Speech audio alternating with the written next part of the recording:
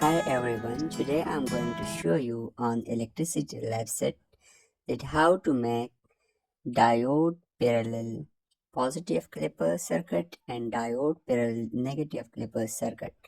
First of all, you have to make the circuit like this one.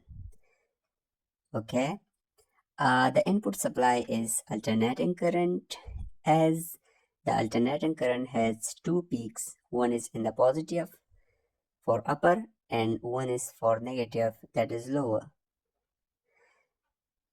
This pin or extension to the oscilloscope is the supply voltage, and the second pin is across the diode.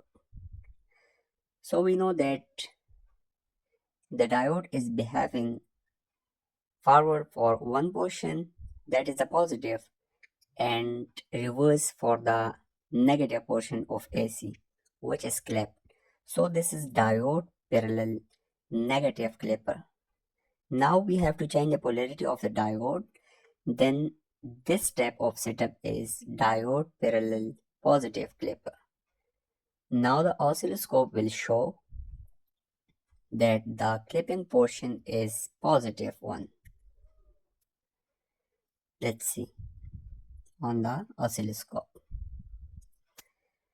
Here you saw that now it's clipping the positive portion.